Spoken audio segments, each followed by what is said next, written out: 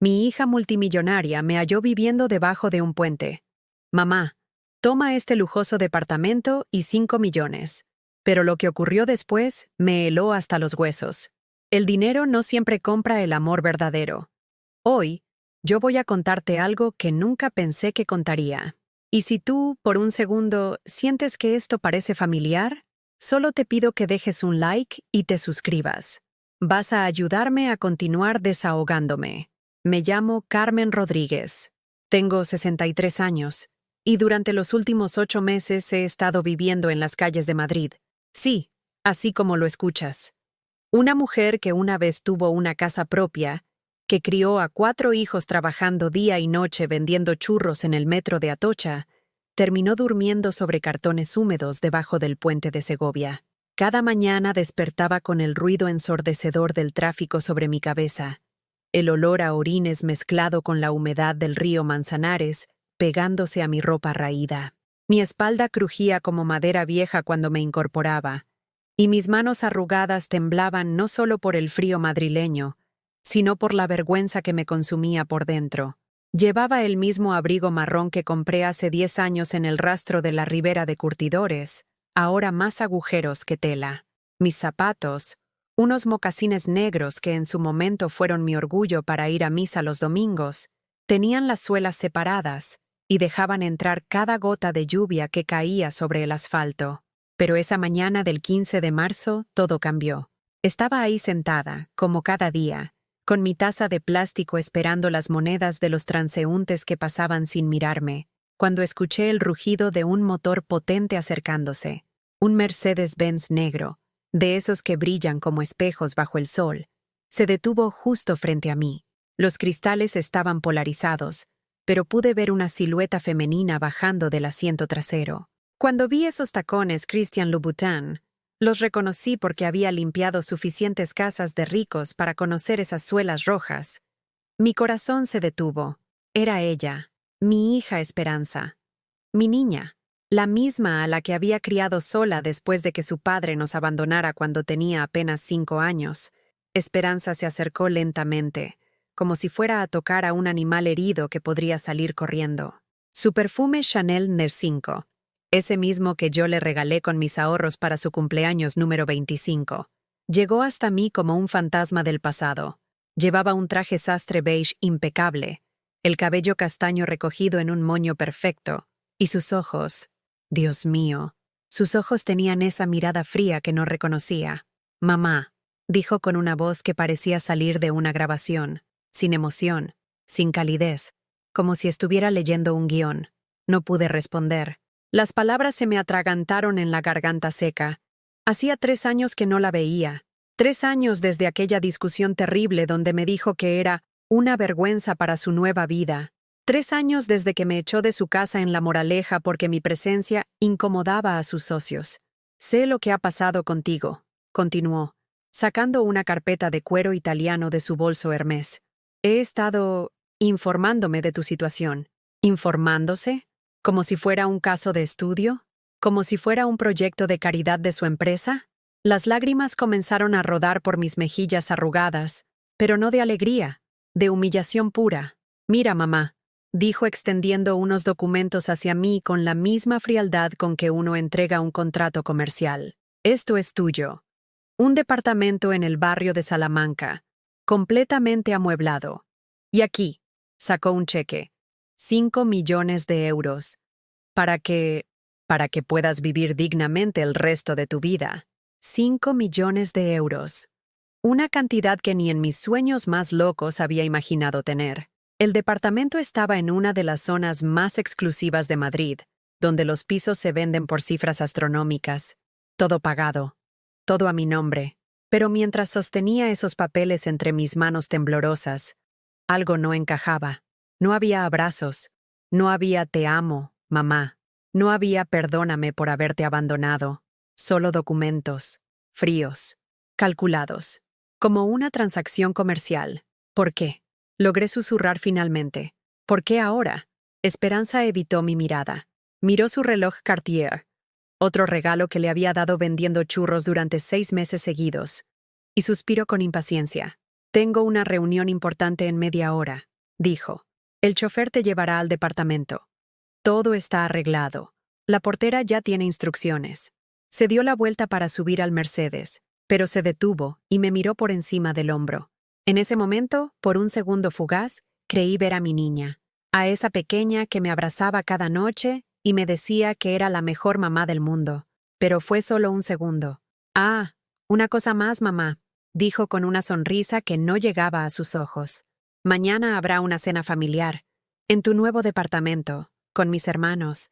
Es importante que estés presentable. Y se fue, sin más explicaciones, sin preguntarme cómo había terminado en la calle, sin preguntarme si había comido, sin preguntarme si me había enfermado. Solo me dejó ahí, con unos papeles que valían una fortuna, pero que pesaban como plomo en mis manos. El chofer, un hombre mayor de aspecto gentil, se acercó y tomó mi única pertenencia, una bolsa de plástico con 2 mudas de ropa y la fotografía de mis 4 hijos cuando eran pequeños. La única foto que había logrado salvar cuando me desalojaron de mi antigua casa. Durante el trayecto al barrio de Salamanca, miraba por la ventana los edificios elegantes, las tiendas de lujo, la gente bien vestida caminando con prisa, y no podía sacudirme la sensación de que algo estaba terriblemente mal. Mi hija había aparecido como un ángel salvador, pero sus ojos tenían la frialdad del infierno. Cuando llegamos al edificio, un precioso inmueble de principios del siglo XX, con fachada de piedra y balcones de hierro forjado, la portera me recibió con una sonrisa profesional pero distante. Me entregó las llaves y me guió hasta el 5º piso. El departamento era más hermoso de lo que había imaginado. 2 habitaciones amplias, cocina completamente equipada, sala con ventanales que daban a la calle Serrano, muebles que parecían salidos de una revista de decoración, todo perfecto, todo frío, todo sin alma. Me senté en el sofá de cuero blanco, y por primera vez en meses no sentí frío en los huesos, pero tampoco sentí calidez. Era como estar en un museo, hermoso, pero prohibido tocar. Esa noche, mientras yacía en una cama que era más cómoda que cualquier cosa que hubiera tenido en mi vida, no podía dormir. Las palabras de esperanza resonaban en mi mente. Mañana habrá una cena familiar. Es importante que estés presentable. ¿Por qué esas palabras me daban tanto miedo? ¿Por qué, después de recibir el regalo más generoso de mi vida, me sentía como si hubiera firmado un pacto con el diablo? Mañana tendría mis respuestas. Y Dios mío, ¿cómo desearía nunca haberlas descubierto? Me desperté con el sonido de las campanas de la iglesia de San Jerónimo el Real. Por un momento, no recordé dónde estaba. Las sábanas de seda egipcia se sentían extrañas contra mi piel curtida por las noches a la intemperie. Cuando abrí los ojos y vi el techo alto con molduras doradas, la realidad me golpeó como agua fría. Estaba en el departamento que Esperanza me había dado, pero ese regalo seguía sin tener sentido. Me levanté despacio, mis articulaciones protestando por años de dormir en superficies duras, y caminé hasta la cocina. Abrí la nevera Liber, una de esas alemanas que cuestan más que el sueldo anual de una trabajadora doméstica, y la encontré completamente abastecida. Jamón serrano de jabugo, quesos manchegos, aceite de oliva virgen extra, frutas que parecían obras de arte. Todo lo que alguna vez no pude comprar estaba ahí, esperándome. Mientras preparaba un café en la máquina Nespresso, mi mente voló hacia atrás, a esos años cuando Esperanza era solo mi niña pequeña. Recordé esas madrugadas en nuestro diminuto piso de Vallecas, cuando me levantaba a las 4 de la mañana para preparar la masa de los churros. Ella se despertaba con el olor a aceite caliente y se acurrucaba en mis brazos mientras yo trabajaba. «Mami, cuando sea grande voy a comprarte una casa grande con jardín», me decía con sus ojitos somnolientos, aún en pijama de flanela con dibujos de Mickey Mouse. «Y vas a tener una cocina enorme donde puedas hacer todos los churros que quieras». Sonreía entonces, besando su frente tibia. «Mi niña, con que tengas salud y seas feliz, yo ya tengo todo lo que necesito». ¡Qué ingenua fui! ¡Qué ciega estuve! Esperanza había cumplido su promesa, pero no como yo había soñado. Me había dado una cocina de lujo, sí, pero vacía de amor, un hogar hermoso, pero sin calidez. todo lo material que alguna vez deseé, envuelto en frialdad que me helaba el alma. Tomé el café mirando por la ventana hacia la calle Serrano. Las mujeres elegantes paseaban con sus bolsos de marca. Entraban y salían de las boutiques como si fuera lo más natural del mundo. Yo había limpiado las casas de mujeres como ellas durante décadas. Había fregado sus pisos de mármol, había planchado sus vestidos de diseñador, había cuidado a sus hijos mientras ellas se iban de compras o a cenas de gala. Y ahora yo era una de ellas. Al menos en apariencia. El sonido del teléfono me sobresaltó. Era un teléfono fijo, uno de esos antiguos de color marfil que parecían decorativos. Dudé antes de contestar. ¿Mamá? Era la voz de Roberto, mi segundo hijo, el que siempre fue más suave, más considerado. Esperanza me contó que ya tienes un lugar donde vivir. Sí, mijo, respondí, mi voz sonando extraña en ese espacio tan amplio. Tu hermana fue muy generosa. Mira, mamá, yo siento mucho lo que pasó. Cuando perdiste la casa, cuando no te ayudamos como debíamos. Su voz se quebró ligeramente. Estábamos pasando por momentos difíciles con el negocio y... No importa ya, Roberto, lo interrumpí, aunque por dentro mi corazón sangraba. Recordaba perfectamente el día que fui a pedirle ayuda. Estaba en la puerta de su taller mecánico en Getafe, bajo la lluvia, mientras él evitaba mi mirada. Es que no puedo, mamá.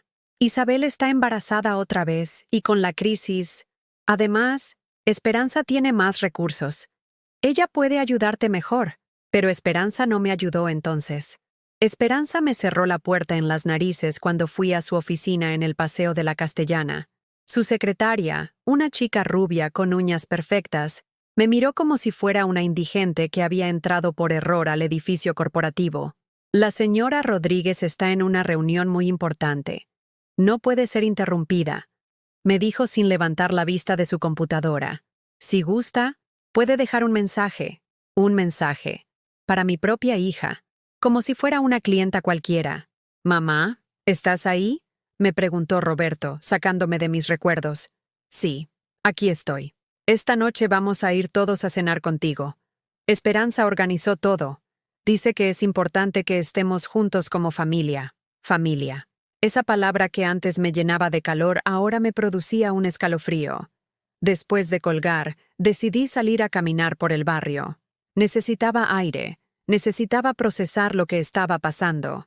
Me puse mi mejor vestido, uno negro que había comprado de segunda mano hace años para el funeral de mi madre, y salí a la calle.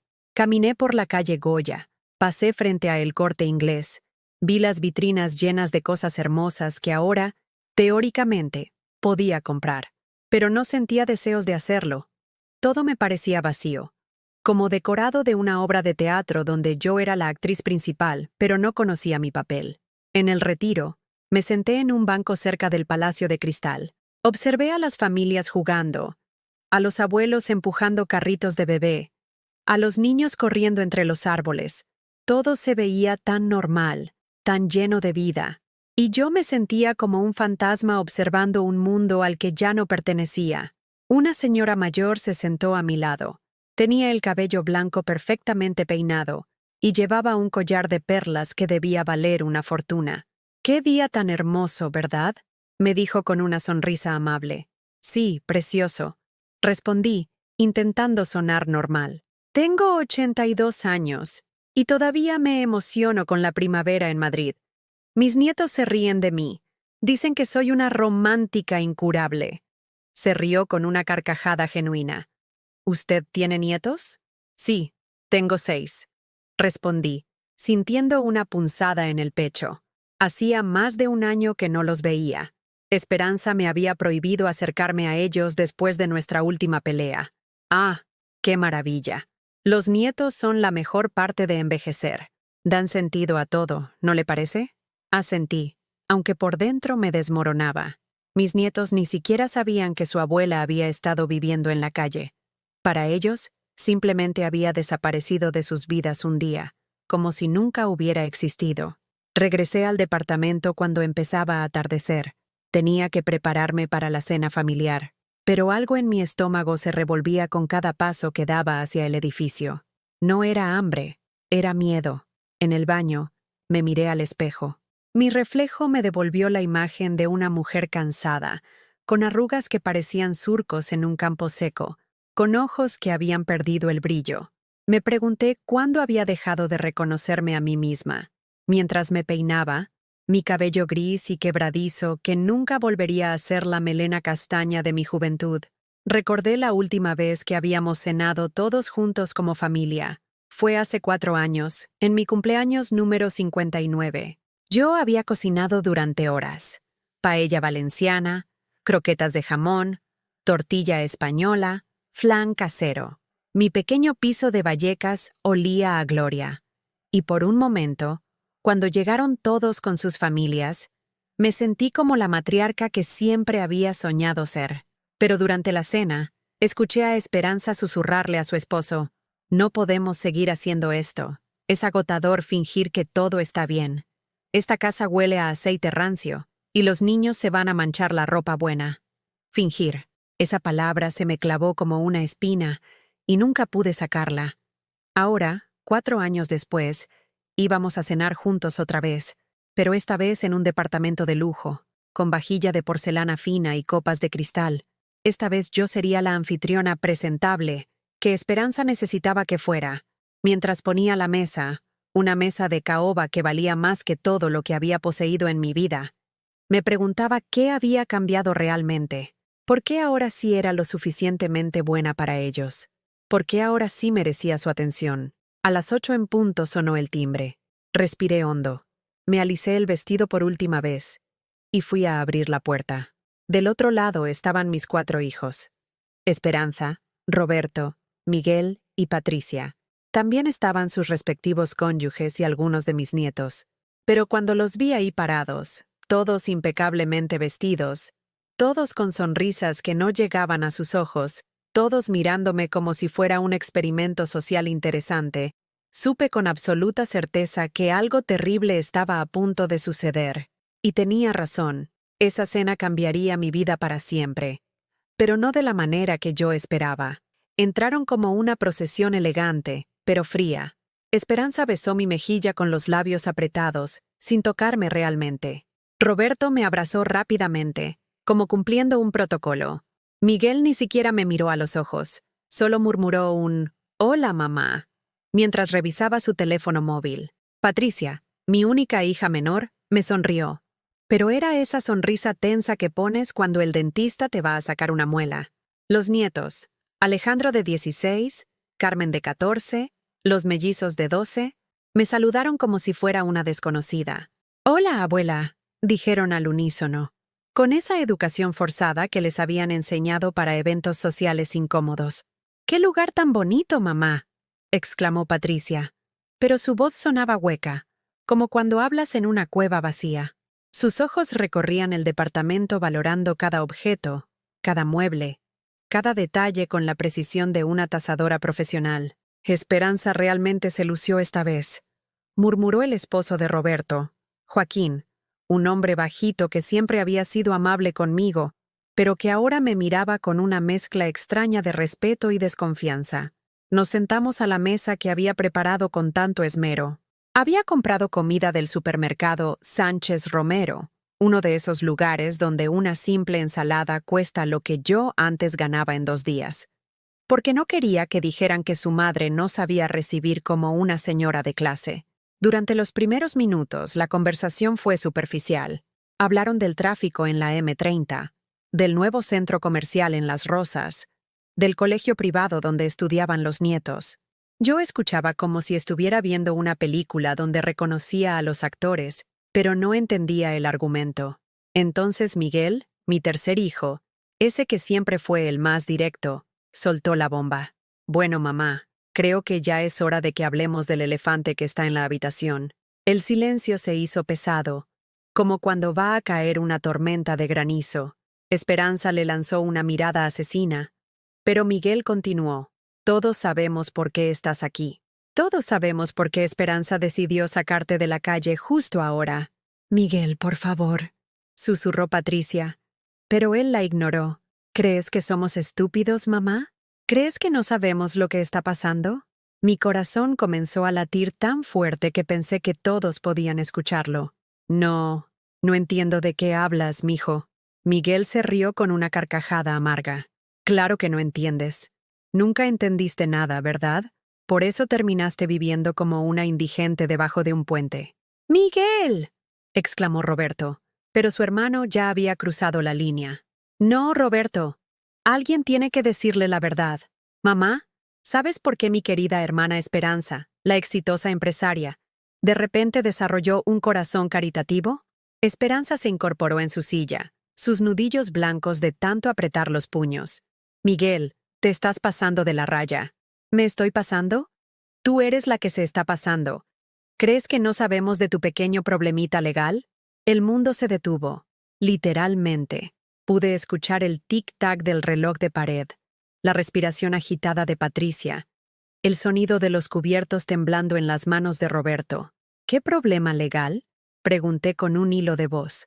Miguel se reclinó en su silla con una sonrisa cruel. Oh, nuestra Esperanza está siendo investigada por lavado de dinero. Su empresa, esa de la que tanto se enorgullece, aparentemente ha estado moviendo dinero sucio de algunos clientes muy peligrosos. Eso no es cierto, dijo Esperanza, pero su voz tembló. ¿No es cierto?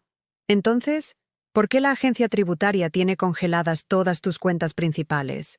¿Por qué tu contador apareció muerto la semana pasada en circunstancias misteriosas? Me quedé sin aire. Literalmente no podía respirar. Mi hija, mi niña, mi Esperanza, estaba metida en problemas con gente peligrosa.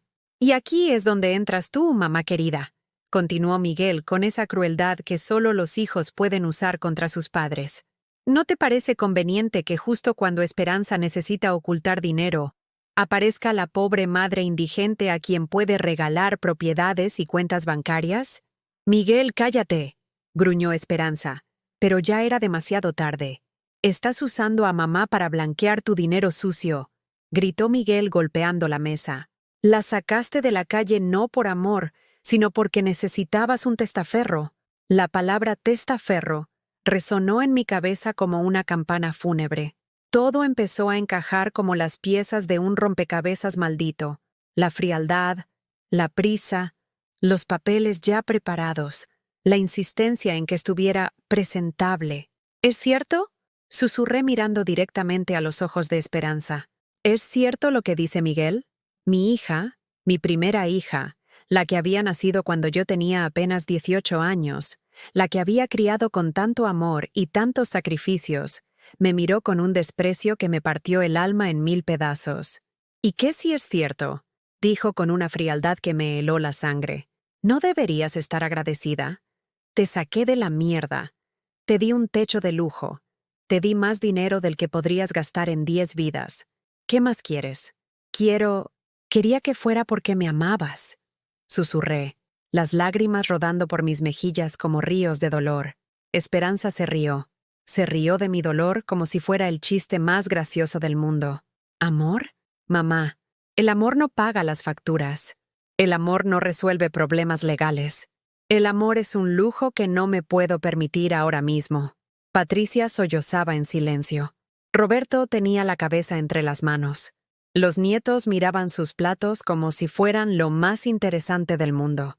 Y yo me sentí morir por dentro. Además, continuó Esperanza como si estuviera explicando una estrategia de negocios. No es como si hubieras tenido muchas opciones. Estabas en la calle, mamá. ¿Era esto o seguir siendo una vagabunda? Al menos ahora tienes dignidad. ¿Dignidad?, repetí. Mi voz apenas un susurro. ¿Qué dignidad hay en ser usada por tu propia hija? La dignidad de no tener que mendigar comida, respondió sin inmutarse. La dignidad de no dormir en cartones mojados. La dignidad de no ser una vergüenza para tus hijos. Esa última frase fue como un puñal directo al corazón. Me levanté de la mesa tambaleándome, sintiendo que las piernas no me sostenían. Mamá, siéntate, dijo Roberto con voz cansada. Esperanza, esto es demasiado. No tenías que ser tan cruel. ¿Cruel? ¿Cruel es salvar a tu madre de la indigencia? ¿Cruel es darle una vida que nunca podría haberse costeado por sí misma? «Cruel es mentirle», gritó Miguel. «Cruel es usarla como un objeto. Cruel es hacer que crea que finalmente la amas cuando solo la necesitas. Me aferré al respaldo de mi silla porque sentía que iba a desmayarme. Todo lo que había creído durante estas semanas, toda la esperanza que había crecido en mi pecho de que tal vez mis hijos me habían perdonado, de que tal vez podríamos volver a ser una familia, se desmoronó como un castillo de naipes en un huracán. ¿Sabes qué es lo peor de todo? Me escuché decir con una voz que no reconocía como mía. Lo peor no es que me hayas usado. Lo peor es que por un momento creí que me amabas otra vez. El silencio que siguió fue tan denso que se podría haber cortado con cuchillo. Incluso Miguel, que había sido tan valiente para denunciar a su hermana, ahora guardaba silencio ante mi dolor desnudo. Esperanza se puso de pie y alisó su falda con movimientos mecánicos. Bueno, ahora ya sabes la verdad. Puedes elegir. O aceptas la situación como es. Tienes casa, tienes dinero, tienes comodidad, o puedes volver a tu puente. Pero te advierto una cosa, mamá. Si decides hacerte la víctima y crear problemas, tanto tú como yo vamos a tener serios inconvenientes con gente que no perdona. ¿Me estaba amenazando? ¿Mi propia hija me estaba amenazando? Los papeles ya están firmados. Continuó con esa voz de hielo. Legalmente, eres la propietaria de todo. Pero todos sabemos quién toma las decisiones reales. Así que te sugiero que disfrutes tu nueva vida y te mantengas callada. Se dirigió hacia la puerta seguida de su esposo, que ni siquiera me había dirigido la palabra en toda la noche. Antes de salir, se dio vuelta una última vez. Ah, y mamá, la próxima vez que tengamos visitas importantes, asegúrate de vestirte mejor. Ese vestido negro te hace ver como si fueras a un funeral. ¿House? La puerta se cerró con un sonido suave, pero para mí fue como el portazo final de una vida que ya no reconocía. Roberto, Patricia y Miguel se quedaron unos minutos más, murmurando disculpas que sonaban vacías, promesas de que hablaríamos pronto, que sabíamos que nunca se cumplirían. Uno a uno fueron saliendo, hasta que me quedé sola en ese departamento de lujo que ahora se sentía como una prisión dorada. Me senté en el sofá de cuero blanco y miré a mi alrededor. Todo era hermoso, todo era caro, todo era perfecto. Y todo era una mentira. Esa noche no dormí. Me quedé despierta mirando el techo, entendiendo finalmente que mis hijos no me habían salvado. Me habían comprado. Y lo peor de todo, yo había firmado el contrato de venta de mi propia dignidad. Los días siguientes fueron como vivir en un limbo de cristal. Podía ver el mundo exterior a través de las ventanas de mi prisión dorada, pero no podía tocarlo realmente. El teléfono del departamento sonaba constantemente, pero yo había dejado de contestar después del segundo día, cuando me di cuenta de que todas las llamadas seguían el mismo patrón diabólico. Primero llamó Roberto, con esa voz suplicante que usaba cuando era niño y había roto algo importante. Mamá, por favor, tienes que entender la situación de Esperanza. Ella está bajo mucha presión. No quiso lastimarte. Solo está desesperada. Desesperada. Como si eso justificara haberme usado como un objeto. Roberto, ¿tú sabías? Le pregunté con una voz que sonaba anciana incluso para mis propios oídos. ¿Todos ustedes sabían lo que ella estaba haciendo? El silencio al otro lado de la línea me dio la respuesta que no quería escuchar. Mamá, mira, es complicado. Esperanza nos pidió que no dijéramos nada. Dijo que era temporal, que solo necesitaba tiempo para resolver las cosas, que tú estarías mejor viviendo cómodamente sin saber los detalles. Sin saber los detalles. Repetí, sintiendo cómo la amargura se extendía por mi pecho como tinta negra. ¿Te refieres a sin saber que mi propia hija me ve como una criminal conveniente para sus negocios sucios? No es así, mamá. Esperanza te ama, solo que... No me mientas más, grité, y fue la primera vez en décadas que le gritaba a uno de mis hijos. No te atrevas a decirme que me ama cuando me compró como si fuera ganado. Colgué el teléfono con las manos temblando, pero no había terminado. Una hora después sonó otra vez. Esta vez era Patricia, llorando como cuando era pequeña, y se había peleado con sus hermanos. Mamá, tienes que perdonar a Esperanza. Sí, se equivocó en la forma, pero sus intenciones eran buenas. Te sacó de la calle, mamá. ¿No cuenta eso para nada? ¿Sus intenciones eran buenas? Pregunté, sintiendo cómo algo frío y duro se cristalizaba en mi interior. ¿Usar a tu madre como escudo contra criminales es una intención buena? Es que tienes que entender el contexto. Esperanza ha trabajado tanto por construir su empresa. Ha sido tan exitosa. Y ahora todo se está viniendo abajo por culpa de un empleado deshonesto que... ¿Un empleado deshonesto? ¿Es esa la versión que les contó? Patricia guardó silencio. Supe entonces que ni siquiera conocían la verdad completa. Esperanza había manipulado hasta las explicaciones que les había dado a sus propios hermanos. Mamá, solo no hagas nada precipitado. ¿Sí? Esperanza dice que si mantienes un perfil bajo, todo se va a resolver pronto. Y mientras tanto, tú tienes una vida cómoda. Una vida cómoda. Como si la comodidad fuera lo único que importara. Como si no necesitara amor, respeto, honestidad. Patricia, le dije con una calma que me sorprendió a mí misma. Dile a tu hermana que no soy su mascota. No soy su objeto decorativo. Y definitivamente no soy su cómplice. El tercer día, cuando creí que ya había escuchado todas las variaciones posibles de excusas y manipulación, llegó la llamada que más me dolió. Era mi nieta Carmen, la hija de 15 años de Esperanza. La niña que había sido mi adoración cuando era pequeña, que se quedaba conmigo los fines de semana y me ayudaba a hacer galletas mientras me contaba sus secretos de colegiala. Abuela. Su voz sonaba distante, formal, como si estuviera leyendo un guión. Mamá me pidió que te llamara. Dice que estás muy alterada y que tal vez si hablo contigo, entenderás mejor las cosas. Mi corazón se rompió un poco más. Esperanza estaba usando a su propia hija adolescente como herramienta de manipulación. Carmen, mi amor, ¿tú entiendes lo que está pasando? Sí, abuela. Mamá me explicó que tuvo que hacer algunos ajustes legales para proteger el negocio familiar, y que tú estás ayudando con eso. Es como cuando las empresas se asocian para ser más fuertes. Ajustes legales. Proteger el negocio familiar. Le había lavado el cerebro a su propia hija para que viera el crimen como una estrategia empresarial. Carmen, ¿tu mamá te dijo por qué estaba yo viviendo en la calle? Sí, me dijo que habías tenido algunos problemas de salud mental y que no querías aceptar ayuda, pero que ahora estás mejor y por eso pudiste aceptar el departamento. Problemas de salud mental. Por supuesto, la narrativa perfecta para desacreditar cualquier cosa que yo pudiera decir en el futuro. Abuela, mamá dice que si sigues poniéndote difícil, va a tener que tomar decisiones más drásticas. Y que eso no sería bueno para nadie. Esa niña inocente me estaba transmitiendo una amenaza sin siquiera saberlo. Mi propia nieta había sido convertida en mensajera de chantaje emocional. Carmen, le dije con el corazón partiéndose. ¿Tú me quieres? Claro que te quiero, abuela. Por eso estoy llamándote. Para que entiendas que tienes que cooperar con mamá. Es por el bien de toda la familia. Cooperar.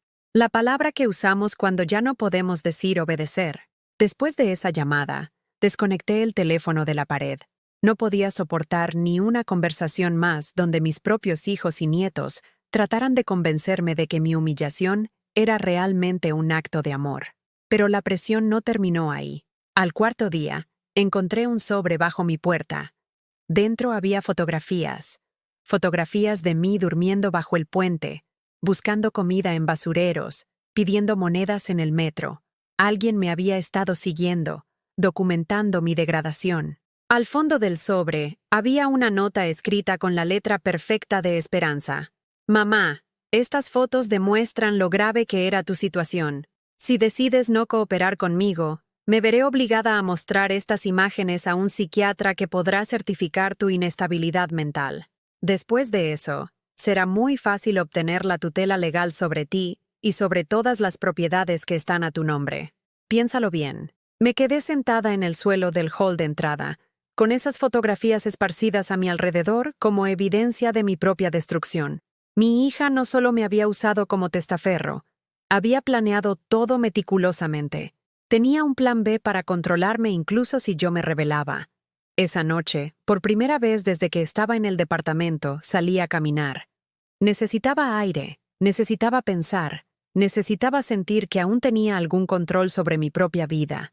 Caminé por las calles de Salamanca hasta que mis pies me dolieron. Pasé frente a restaurantes donde familias cenaban felices, frente a cafeterías donde parejas ancianas tomaban café y se sonreían con complicidad, frente a parques donde abuelos jugaban con sus nietos sin segundas intenciones. Todo lo que había perdido, todo lo que nunca tendría. En una pequeña iglesia cerca de la Plaza de Colón, me detuve. No había entrado a una iglesia desde el funeral de mi madre, hace 10 años. Pero esa noche, algo me empujó a cruzar esas puertas pesadas de madera. El interior estaba casi vacío. Solo una anciana rezando en la primera fila y un hombre de mediana edad encendiendo velas frente a una imagen de la Virgen del Carmen. Me senté en la última banca y, por primera vez en semanas, dejé que las lágrimas fluyeran libremente. Lloré por la niña inocente que había sido Esperanza. Lloré por los años que había dedicado a criar hijos que ahora me veían como un objeto útil. Lloré por mi ingenuidad, por haber creído que el amor familiar era incondicional. Pero también lloré por algo más profundo. Lloré por la mujer que había sido antes de todo esto, por Carmen Rodríguez que vendía churros con orgullo, que criaba a sus hijos con dignidad, que nunca habría imaginado que terminaría siendo el peón en el juego sucio de su propia hija. Cuando salí de la iglesia, algo había cambiado en mi interior. No sabía exactamente qué, pero sentía como si hubiera dejado algo pesado atrás en esas bancas de madera. Al regresar al departamento, encontré otro sobre bajo mi puerta. Esta vez no eran fotografías. Era un documento legal, una propuesta de acuerdo de convivencia, donde yo aceptaba formalmente ser la beneficiaria nominal de las propiedades de Esperanza, a cambio de no interferir en sus decisiones comerciales y mantener confidencialidad absoluta sobre asuntos familiares privados. Era un contrato de silencio, un documento que me convertiría oficialmente en cómplice silenciosa de lo que fuera que mi hija estuviera haciendo. Pero mientras leía esas páginas llenas de jerga legal diseñada para confundir y intimidar, me di cuenta de algo importante. Esperanza tenía miedo. Si no tuviera miedo, no habría necesitado amenazarme, no habría necesitado documentar mi indigencia, no habría necesitado un contrato legal para asegurar mi silencio. Tenía miedo de mí, de lo que yo sabía, de lo que yo podría hacer. Y por primera vez desde aquella cena infernal, sonreí. No una sonrisa de alegría, sino una sonrisa de reconocimiento.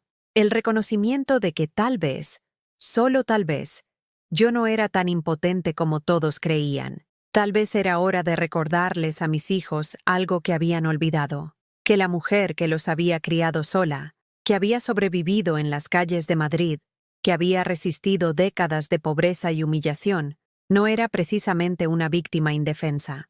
Esa noche, por primera vez desde que llegué al departamento, dormí profundamente. Y soñé con churros, con madrugadas de trabajo honesto, y con una mujer llamada Carmen que había olvidado lo fuerte que podía ser, pero estaba a punto de recordarlo.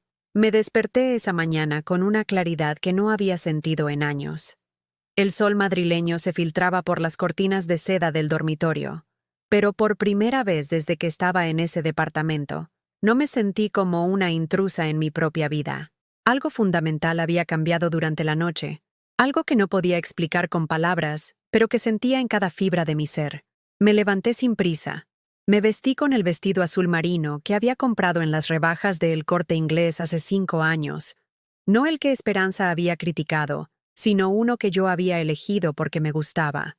Y por primera vez en semanas, me miré al espejo y reconocí a la mujer que me devolvía la mirada. Era Carmen Rodríguez. La mujer que había criado 4 hijos sola, la mujer que había sobrevivido a la pobreza, al abandono y a las calles, la mujer que mis hijos habían subestimado gravemente. Desayuné despacio, saboreando cada sorbo del café, cada bocado de las tostadas con aceite de oliva y tomate, no porque fuera lujoso, sino porque era mío, porque lo había elegido yo, porque nadie me había ordenado qué comer ni cómo comportarme. Cuando terminé, hice algo que no había hecho desde que llegué al departamento. Recogí la mesa, lavé los platos y ordené la cocina. No porque tuviera que hacerlo, sino porque quería hacerlo.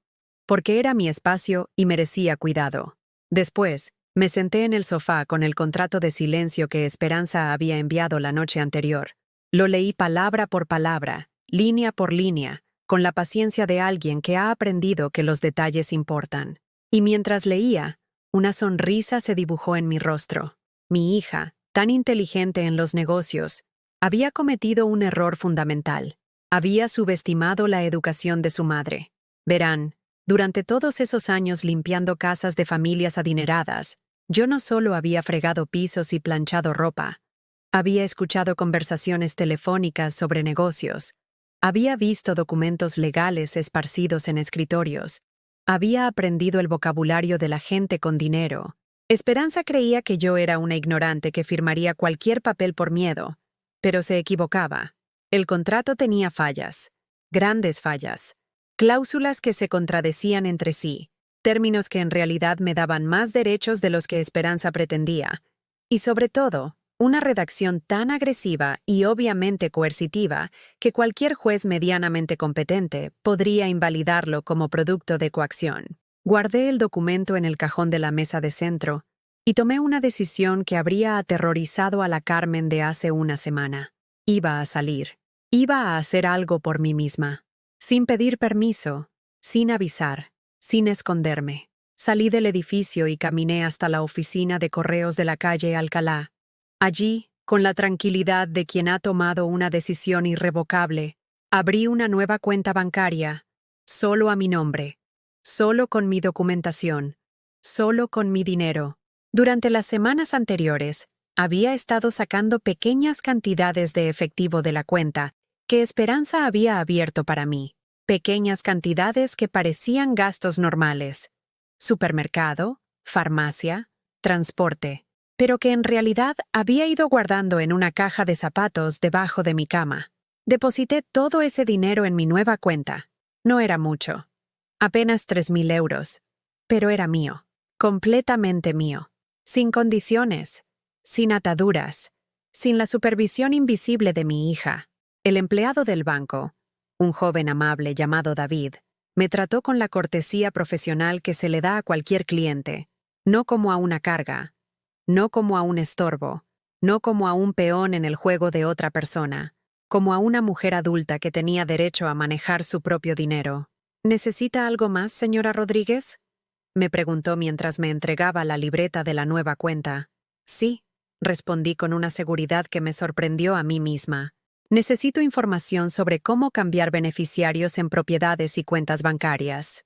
David me dirigió a la asesora legal del banco, una mujer de mediana edad llamada Lucía Martínez, que me explicó con paciencia y claridad cuáles eran mis derechos como propietaria legal de las propiedades que estaban a mi nombre.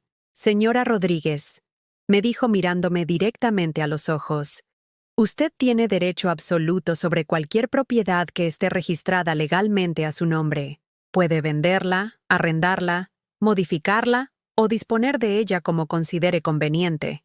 Nadie más tiene derecho legal sobre esos bienes, independientemente de quién haya pagado por ellos originalmente. ¿Y si alguien argumenta que yo no tengo capacidad mental para tomar esas decisiones? Lucía frunció el ceño. ¿Hay alguna razón para creer que usted no está en plenas facultades mentales? No, respondí firmemente, pero alguien podría intentar argumentar eso. Señora, para declarar incapacitada a una persona, se requiere un proceso legal extenso, con evaluaciones psiquiátricas independientes, audiencias judiciales y pruebas sustanciales de incapacidad. No es algo que se pueda hacer fácilmente o rápidamente. Y usted, evidentemente, está en perfectas condiciones mentales. Salí del banco con una sensación de poder que no había experimentado en décadas. Por primera vez entendía completamente mi situación legal. Esperanza había jugado un juego peligroso al poner propiedades a mi nombre, porque ahora yo tenía derechos reales, no solo simbólicos. Mi siguiente parada fue un pequeño café en la calle Génova, uno de esos lugares acogedores donde sirven churros caseros y chocolate espeso, no porque necesitara recordar mi pasado, sino porque quería celebrar quién había sido y quién estaba volviendo a ser. Me senté en una mesa junto a la ventana y pedí churros con chocolate. Cuando llegó mi pedido, noté que la mujer que me atendía, una señora de unos 50 años con delantal manchado de harina, me miraba con curiosidad. «Disculpe», me dijo tímidamente. «¿Usted no será Carmen, la que vendía churros en el metro de Atocha?» Mi corazón se detuvo por un momento. Durante meses había vivido con la vergüenza de que alguien me reconociera de mis días como vendedora ambulante. Pero ahora, mirando la cara amable de esta mujer, no sentí vergüenza, sentí orgullo. «¿Sí?», respondí con la barbilla en alto. «Soy Carmen». «¡Ay, qué alegría verte! Soy Rosa, trabajaba en la limpieza de la estación. Siempre compraba churros contigo por las mañanas. Hacías los mejores churros de todo Madrid, te lo juro por mi madre». Rosa se sentó en la silla frente a mí sin ceremonias, como hacen las personas que han compartido la experiencia de trabajar honestamente para sobrevivir. «Desapareciste de un día para otro», continuó. «Nos preguntábamos qué había pasado contigo. Algunos decían que habías enfermado, otros que te habías ido a vivir con familia. Tuve algunos problemas», respondí, eligiendo mis palabras cuidadosamente. Rosa asintió con la comprensión de quien ha visto suficiente vida para no juzgar. «Bueno, lo importante es que te ves bien ahora. ¿Sigues haciendo churros?» Y ahí, en ese momento, tomé otra decisión que habría aterrorizado a la Carmen de la semana anterior. «¿Sabes qué, Rosa? Creo que podría volver a hacerlos». Nos quedamos charlando durante 2 horas. Rosa me contó sobre su trabajo actual en el café, sobre sus nietos, sobre las dificultades para llegar a fin de mes con la pensión. Yo le hablé vagamente sobre mis cambios de vida, sin entrar en detalles sórdidos. Pero lo más importante fue que, por primera vez en meses, tuve una conversación normal con alguien que me veía como Carmen, no como la madre de Esperanza, no como una carga, no como un objeto útil, solo como Carmen. Cuando regresé al departamento esa tarde, me sentía diferente. Caminaba más erguida, respiraba más profundo, miraba el mundo con ojos que habían recuperado algo que creí perdido para siempre. Esperanza. No la esperanza vacía de que mis hijos cambiarían, sino la esperanza real de que yo podía cambiar mi propia vida. Esa noche, por primera vez desde la cena infernal, encendí todas las luces del departamento. No para impresionar a nadie, no para demostrar que podía permitírmelas, sino simplemente porque me gustaba la luz, porque merecía vivir en espacios iluminados, porque la oscuridad había durado demasiado tiempo. Cené despacio, disfrutando cada bocado, y después me senté a ver televisión. No las noticias financieras que Esperanza prefería, no los programas educativos que creía que debía ver. Vi una comedia romántica italiana que me hizo reír hasta las lágrimas. Cuando me fui a dormir, no revisé las cerraduras 3 veces como había estado haciendo. No escondí mi dinero ni mis documentos importantes. No me quedé despierta esperando que alguien viniera a arrebatarme lo poco que tenía. Simplemente me acosté, cerré los ojos y dormí el sueño profundo de alguien que ha decidido dejar de huir de su propia vida. Al despertar la mañana siguiente, encontré un mensaje de Esperanza en el contestador automático. Su voz sonaba tensa, ligeramente desesperada. «Mamá, necesitamos hablar. Han surgido algunas complicaciones en mis asuntos legales y necesito que firmes algunos documentos adicionales. Es urgente. Te espero mañana a las 10 de la mañana en mi oficina. No faltes». Escuché el mensaje 3 veces y cada vez sonreí más ampliamente. Mi hija necesitaba algo de mí, algo urgente, algo importante. Por primera vez en esta pesadilla, yo tenía algo que ella quería y no podía simplemente tomar. Borré el mensaje y fui a prepararme el desayuno. Mañana sería un día interesante. No fui a la oficina de Esperanza a las 10 de la mañana. De hecho, no fui en absoluto. En lugar de eso, me quedé en el departamento. Preparé mi desayuno favorito, tostadas con aceite de oliva y tomate, como las que comía en mi infancia en el pueblo de mis padres, y esperé. Esperé porque sabía que Esperanza vendría a buscarme cuando se diera cuenta de que no iba a presentarme como una empleada obediente a su llamado. No tuve que esperar mucho. A las 11:30 de la mañana, escuché el sonido de llaves en la cerradura. Por supuesto, mi hija tenía llaves de mi departamento. Por supuesto, creía que tenía derecho a entrar cuando se le antojara. Después de todo, en su mente, todo seguía siendo suyo. «¡Mamá!», Gritó desde la entrada con esa voz autoritaria que usaba en las juntas directivas de su empresa. ¿Dónde te metiste? Te estuve esperando en la oficina como una idiota. No respondí. Me quedé sentada en la mesa del comedor, terminando mi café con la tranquilidad de alguien que sabe exactamente lo que está haciendo. Esperanza apareció en el comedor como una tormenta vestida de Chanel. Su cabello perfecto estaba ligeramente desarreglado. Su maquillaje mostraba pequeñas grietas de tensión alrededor de los ojos, y llevaba en las manos una carpeta que apretaba con tanta fuerza que sus nudillos estaban blancos. ¿Se puede saber qué te pasa?, me espetó, dejando caer la carpeta sobre la mesa con un ruido seco. ¿Crees que esto es un juego? ¿Tienes idea de lo que está en juego aquí? Levanté la vista lentamente. Tomé el último sorbo de mi café y la miré directamente a los ojos con una calma que la desconcertó visiblemente. «Buenos días, Esperanza», dije con una voz serena que no había usado con ella en años. «¿Te apetece un café? Está recién hecho». «¿Café? ¿Me estás ofreciendo café? Mamá, necesito que firmes estos documentos ahora mismo. La fiscalía se está acercando más de lo que esperaba, y tengo que mover algunos activos urgentemente». «Ah», respondí, asintiendo como si estuviera discutiendo el clima. «Así que la situación está empeorando». «Sí, está empeorando, y por eso necesito que...». Se detuvo a mitad de la frase, frunciendo el ceño. Algo en mi actitud la había alertado. «¿Por qué estás tan tranquila? ¿Qué está pasando aquí?». Me levanté lentamente de mi silla y fui a la cocina. Desde allí, sin mirarla, le dije: «Esperanza, ¿sabes cuál fue mi primer trabajo cuando llegué a Madrid?». «¿Qué? ¿De qué hablas? No tenemos tiempo para...». «Mi primer trabajo», continué, sirviendo café en una taza de porcelana fina que valía más que mi sueldo semanal de aquellos tiempos. «Fue limpiando oficinas por las madrugadas.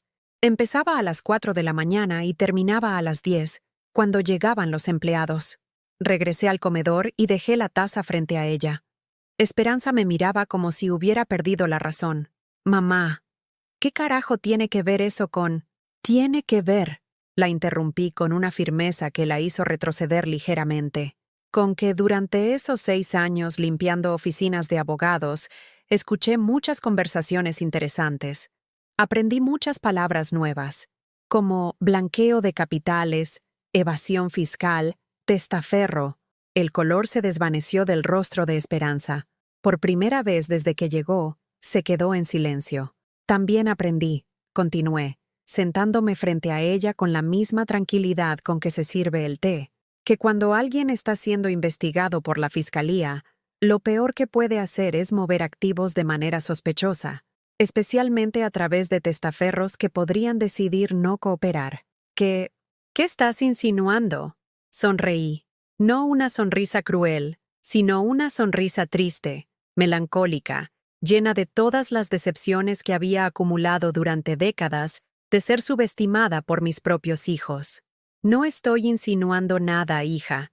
Te estoy diciendo claramente que no voy a firmar esos documentos». Esperanza se puso de pie de un salto, golpeando la mesa con las palmas de las manos. Las tazas de café saltaron ligeramente. «No puedes hacer esto.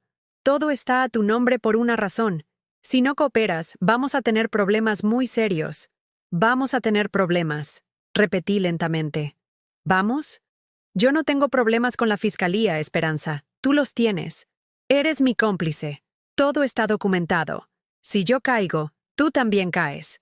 Me levanté entonces, y por primera vez en años, fui yo quien se alzó sobre ella. Esperanza, mi hija exitosa y poderosa, se encogió ligeramente ante mi presencia. «¿Sabes qué más aprendí limpiando esas oficinas?», le pregunté con una voz que había encontrado una fuerza que creí perdida para siempre. «Aprendí que para ser cómplice de algo, tienes que saber lo que está pasando. Y yo, según toda tu familia, soy una pobre vieja con problemas mentales que no entiende nada de negocios». La carpeta se cayó de las manos temblorosas de Esperanza, esparciendo documentos por el suelo del comedor. No puedes hacerme esto. Soy tu hija». «Exactamente», dije, y mi voz se quebró ligeramente, no de debilidad, sino de un dolor tan profundo que venía desde el fondo del alma. «Eres mi hija, la niña a la que crié sola, a la que le di todo lo que tenía, a la que protegí de todo lo malo del mundo. Me acerqué a ella, y por un momento, vi un destello de la niña pequeña que había sido, asustada y vulnerable. Eres mi hija, y por eso esto duele tanto, porque no me usaste como enemiga, me usaste como madre. Aprovechaste mi amor, mi necesidad de pertenencia, mi desesperación por volver a ser parte de mi familia. Mamá, yo... No. Mi voz resonó en el departamento con una autoridad que ninguno de mis hijos había escuchado nunca. No me llames mamá mientras intentas destruirme. Las madres protegen a sus hijos. Los hijos no usan a sus madres como escudos contra criminales. Esperanza comenzó a llorar, pero no eran lágrimas de remordimiento. Eran lágrimas de frustración, de rabia, de alguien que se da cuenta de que ha perdido control sobre una situación que creía manejar perfectamente. Tienes que entender, sollozó, mi empresa, mi reputación, todo por lo que he trabajado, se va a venir abajo si no haces esto. Voy a perder todo. ¿Todo? Pregunté, mirando alrededor del lujoso departamento. ¿Vas a perder este departamento que me regalaste por amor? Silencio. ¿Vas a perder los 5 millones de euros que pusiste en mi cuenta porque te preocupaba mi bienestar? Más silencio. ¿O vas a perder las propiedades y el dinero que pusiste a mi nombre para esconderlos de la justicia? Esperanza levantó la cabeza y me miró con una expresión que no había visto nunca en su rostro. Era odio puro, sin disimulo, sin pretensiones familiares. Eres una malagradecida, escupió. Te saqué de la calle, te di una vida digna, y así me pagas. Me sacaste de la calle, repetí lentamente, porque necesitabas una criminal conveniente. Me diste una vida digna porque necesitabas que pareciera un regalo legítimo. Me dirigí hacia el mueble donde había guardado algunos documentos importantes y saqué una carpeta. La puse sobre la mesa, frente a ella. ¿Sabes qué es esto? Esperanza miró la carpeta con desconfianza, pero no respondió. Es la documentación de mi nueva cuenta bancaria. Una cuenta donde he estado depositando dinero desde que llegué aquí. Dinero que retiré poco a poco de la cuenta que tú controlas. Sus ojos se abrieron con horror. También, continué, disfrutando por primera vez en meses de tener información que ella no manejaba. Son los reportes de un detective privado que contraté para investigar exactamente en qué tipo de problemas legales estás metida. Era mentira. No había contratado ningún detective. Pero la expresión de pánico en su rostro me confirmó que tenía más secretos de los que había admitido. Y finalmente, saqué el último documento de la carpeta. Es mi testamento. Recién hecho, legalmente registrado, donde especifico exactamente qué va a pasar con todas las propiedades que están a mi nombre si algo me sucede. ¿Qué dice? Sonreí con una satisfacción que no había sentido en años. Dice que todo va para una fundación de beneficencia que ayuda a mujeres mayores en situación de calle. Específicamente, establece que ningún miembro de mi familia biológica puede beneficiarse de estos bienes bajo ninguna circunstancia. Esperanza se desplomó en la silla, como si le hubieran quitado todos los huesos del cuerpo. No puedes hacer esto. No puedes destruir todo por lo que he trabajado. Yo no estoy destruyendo nada. Respondí con una calma que me sorprendía incluso a mí misma. Tú ya lo destruiste. Destruiste nuestra relación el día que decidiste verme como un objeto útil en lugar de como tu madre. Me dirigí hacia la puerta del departamento y la abrí de par en par. Ahora sal de mi casa y devuelve las llaves. Este departamento es mío. Yo lo pagué. Este departamento está registrado legalmente a mi nombre. Y yo te estoy pidiendo que salgas. Esperanza se puso de pie tambaleándose, recogió algunos de los documentos desperdigados por el suelo y se dirigió hacia la puerta. Antes de salir, se volteó una última vez. Esto no va a quedar así, mamá. Vas a lamentar haberte puesto en mi contra. Ya me puse en tu contra hace mucho tiempo. Respondí tristemente. El día que decidiste ponerte en mi contra. Después de que se fuera, cerré la puerta con llave y me apoyé contra ella. Todo mi cuerpo temblaba.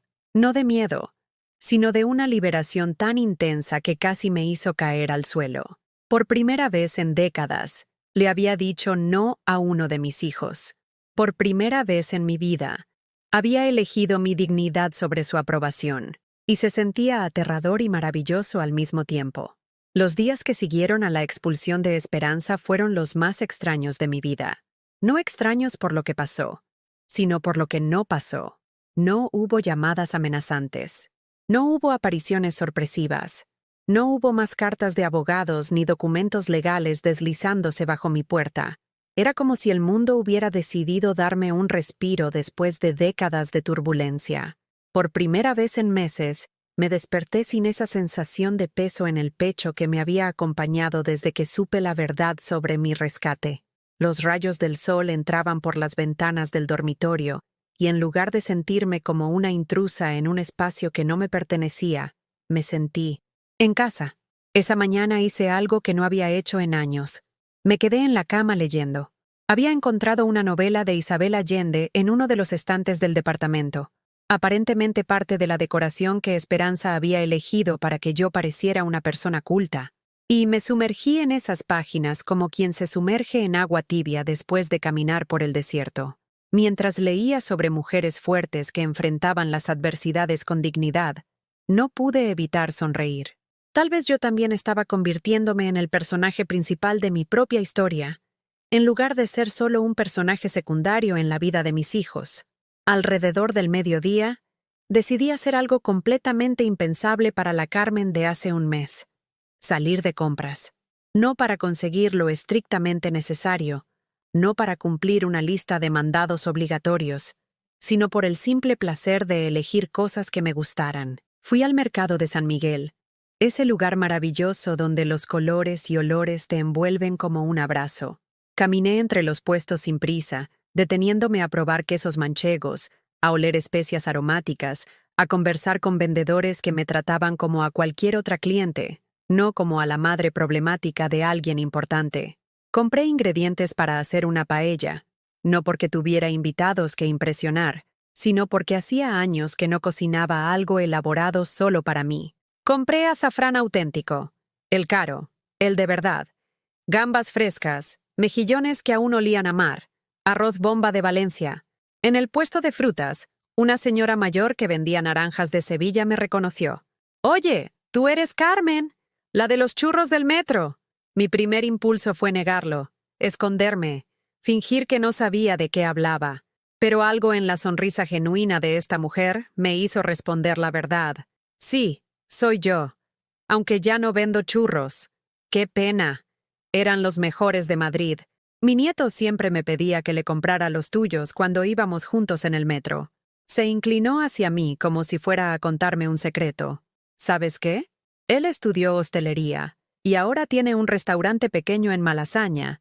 Siempre dice que aprendió lo que era la comida hecha con amor probando tus churros. Me quedé sin palabras. Durante todos estos meses de humillación, había olvidado completamente que mi trabajo había significado algo para la gente, que mis churros no eran solo comida barata para turistas apurados, sino momentos pequeños de placer en la vida cotidiana de personas reales. ¿Te doy mi número?, continuó la señora, sacando un papel arrugado de su bolso. Se llama Javier. Siempre está buscando proveedores de repostería tradicional para el desayuno. A lo mejor te interesa. Tomé el papel con manos que temblaban ligeramente, no de miedo, sino de una emoción que no había sentido en mucho tiempo. Posibilidad. Regresé al departamento cargada de bolsas, no solo de comida, sino de una energía que había olvidado que existía. Mientras preparaba la paella, cortando verduras con la precisión que viene de años de cocinar por necesidad, pero ahora también por placer, pensé en la llamada que podría hacer. La paella me quedó perfecta. El azafrán le daba ese color dorado que recordaba de las paellas dominicales de mi infancia en el pueblo, cuando toda la familia se reunía alrededor de la paellera grande, y los problemas parecían más pequeños y más manejables. Comí despacio, saboreando cada grano de arroz, cada gamba, cada mejillón. Y mientras comía, tomé una decisión que la Carmen de hace 2 meses habría considerado imposible. Iba a llamar al restaurante. Javier resultó ser un hombre de voz cálida que efectivamente recordaba mis churros con cariño. Cuando le expliqué que estaba considerando volver a cocinar profesionalmente, su entusiasmo fue genuino. «Carmen, ¿en serio? Mi abuela no para de hablar de ti. Mira, ¿Por qué no vienes el sábado por la mañana? Puedes probar a hacer algunos churros para el desayuno, vemos cómo reacciona la clientela.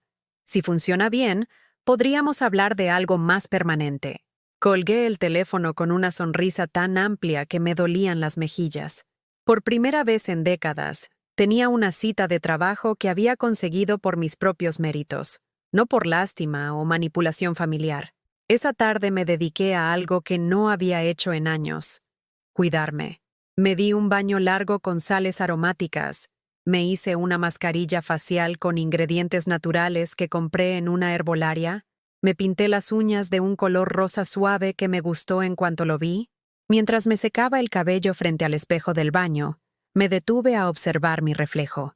Seguía siendo una mujer de 63 años con arrugas y cabello gris, pero había algo diferente en mis ojos.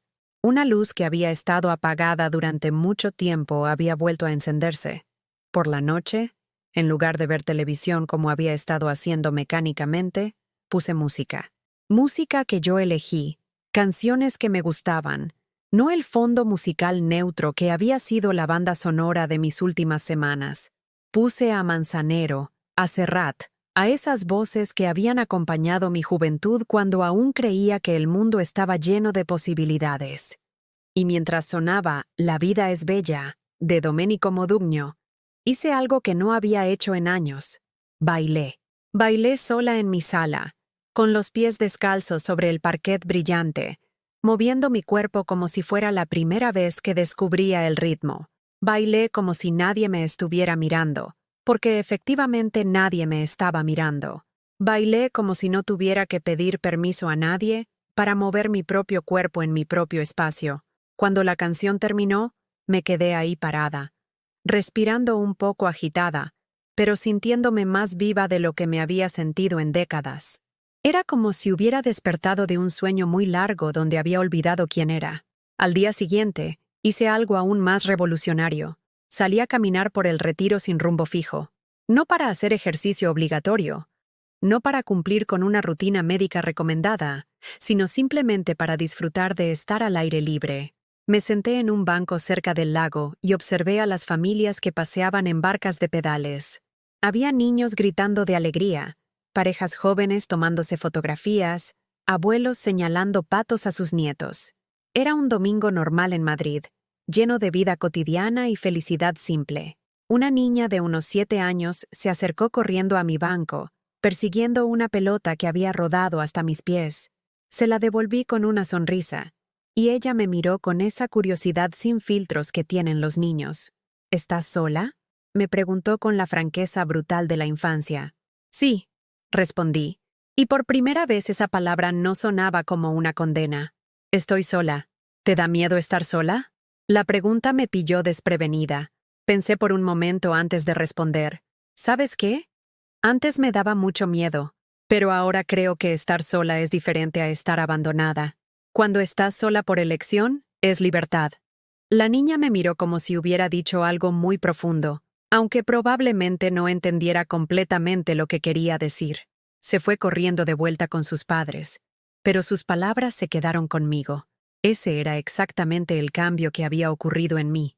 Había pasado de estar abandonada a estar sola por elección, y esa diferencia era abismal. Esa noche, mientras cenaba la sobra de paella del día anterior, que sabía incluso mejor recalentada, recibí una llamada inesperada. Era Roberto, mi segundo hijo, pero su voz sonaba diferente. No tenía esa tensión forzada de las llamadas anteriores.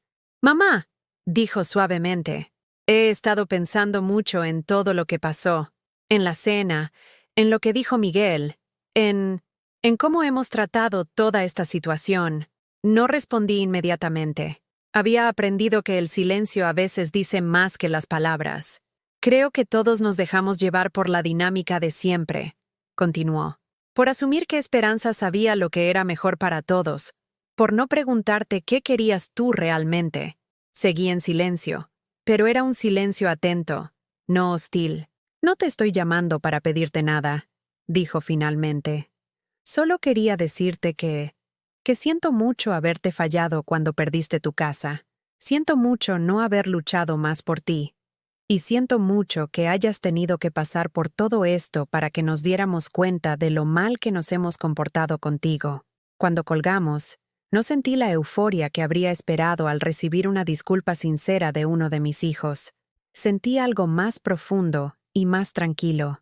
Aceptación. Aceptación de que las relaciones familiares son complejas, de que el perdón es posible pero no obligatorio, de que el amor verdadero a veces requiere distancia.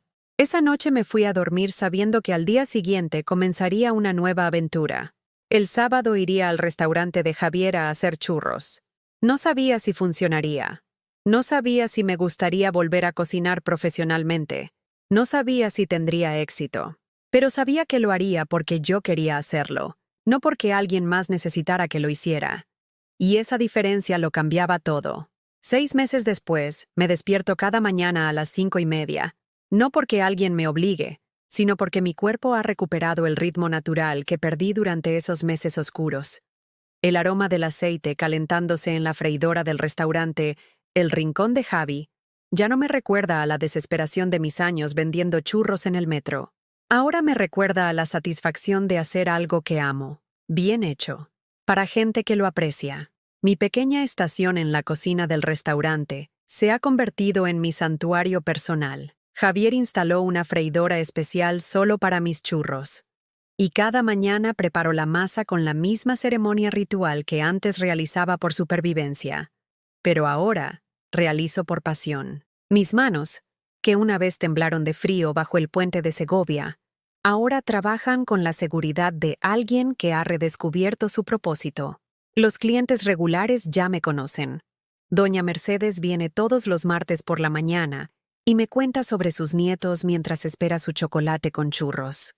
Luis, el taxista que termina su turno de noche, llega religiosamente a las 7 para desayunar antes de irse a casa. La señora Chen, que tiene una tienda de ropa en la esquina, siempre me pide que le reserve una docena de churros para compartir con sus empleadas.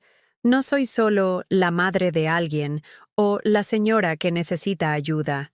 Soy Carmen, la churrera de El Rincón de Javi. Y esa identidad, construida con mis propias manos y mi propio esfuerzo, vale más que todos los millones que Esperanza puso a mi nombre.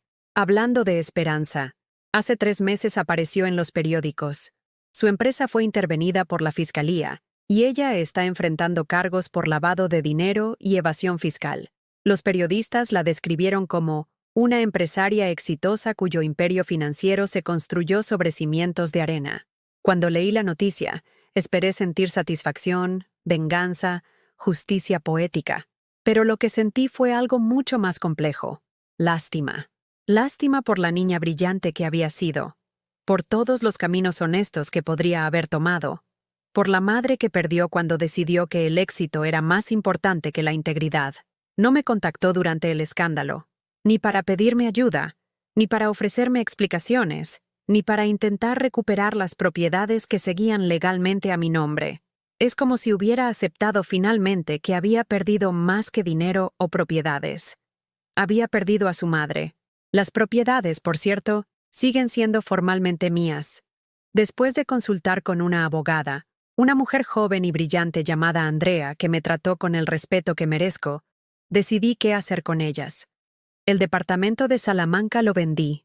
Con ese dinero, junto con mis ahorros del trabajo en el restaurante, compré un pequeño piso en Malasaña, cerca del trabajo, en un edificio con vecinos normales que no saben nada de mi historia familiar y me tratan como a cualquier otra inquilina.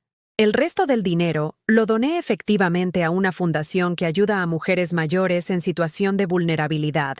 Cuando firmé los papeles de la donación, Andrea me preguntó si estaba segura de deshacerme de tanta riqueza. Andrea, le dije, he aprendido que la riqueza real no se puede poner a nombre de otro. Se construye día a día, con dignidad, con propósito, con relaciones genuinas. Y eso nadie me lo puede quitar. Roberto me llama cada 2 semanas. Al principio sus llamadas estaban cargadas de culpa y explicaciones excesivas, pero poco a poco hemos encontrado un ritmo natural de conversación. Me cuenta sobre su trabajo en el taller, sobre los problemas normales de un hombre de mediana edad tratando de educar hijos adolescentes y mantener un negocio familiar a flote. Yo le cuento sobre mis clientes en el restaurante, sobre las recetas nuevas que estoy experimentando, sobre los libros que leo por las tardes. No hablamos mucho del pasado. Hay heridas que necesitan tiempo para sanar, y forzar conversaciones sobre temas dolorosos no acelera el proceso de curación. Pero hay algo reconfortante en saber que la puerta está abierta, que podemos elegir qué tipo de relación queremos construir desde cero. Patricia también ha intentado acercarse, aunque con más dificultad. Está atrapada entre la lealtad hacia Esperanza, que sigue siendo su hermana mayor, después de todo, y su deseo genuino de reparar nuestra relación. Le he dicho que no tiene que elegir bandos, que puede querer a Esperanza sin justificar lo que me hizo, que las relaciones familiares no tienen que ser todo o nada. Miguel, sorprendentemente, es quien menos ha intentado contactarme.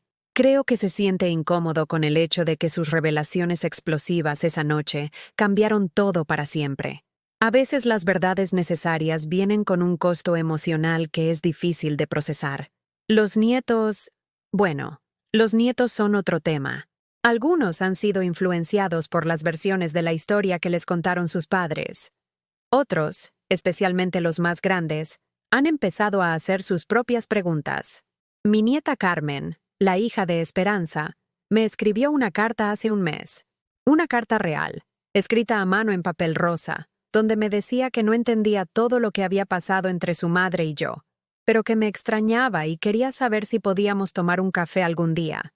Nos vimos la semana pasada. Es una joven inteligente de 16 años que está empezando a cuestionar las narrativas simples que le han contado sobre su familia. No le conté todos los detalles sórdidos. Esa no es mi responsabilidad, pero sí le hablé sobre la importancia de construir su propia identidad, de no depender de la aprobación de otros para sentirse valiosa, de elegir la honestidad aunque sea más difícil que la conveniencia. Abuela, me dijo antes de despedirnos, ¿tú eres feliz ahora? La pregunta me tomó por sorpresa. Felicidad. Una palabra que había eliminado de mi vocabulario durante tanto tiempo que casi había olvidado su significado. ¿Sabes qué, Carmen? Le respondí. Creo que sí. No de la manera que esperaba ser feliz cuando tenía tu edad. No con la familia perfecta que imaginé que tendría. No con la vida que planeé. Pero sí, soy feliz de una manera que es más sólida, más real, más mía. En las tardes, después del trabajo, a veces camino por el retiro, ya no como alguien que está matando el tiempo o huyendo de la soledad, sino como alguien que genuinamente disfruta observar la vida pasar.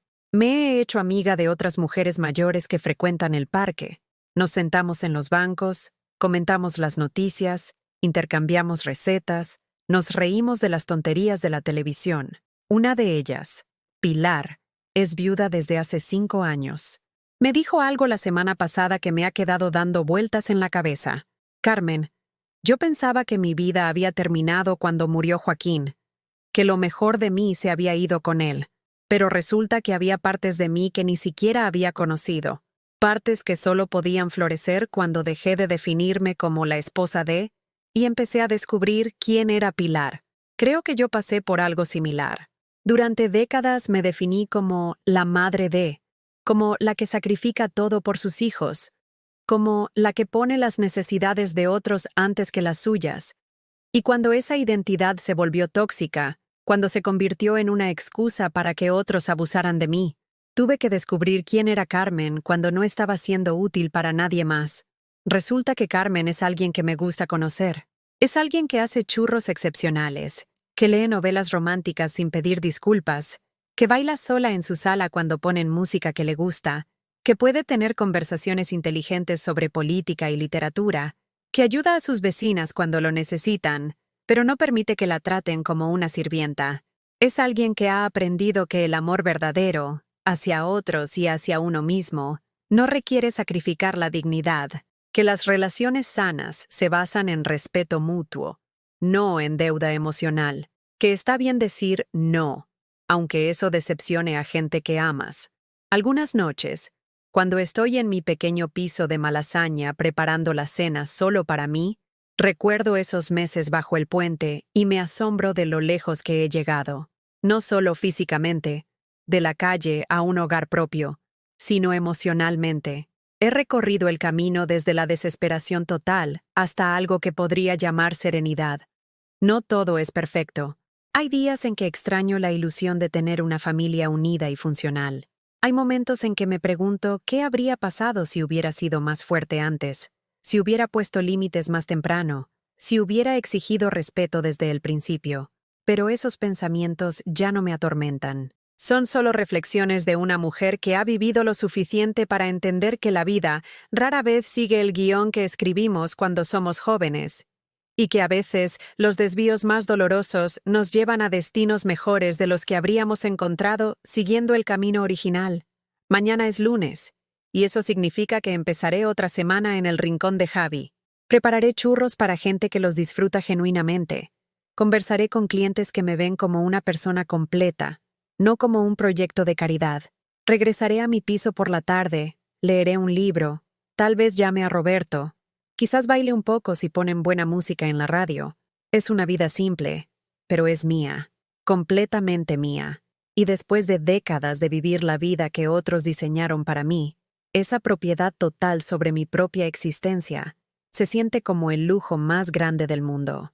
Si alguna vez te has sentido invisible, inútil o desechable, quiero que sepas algo. No estás sola.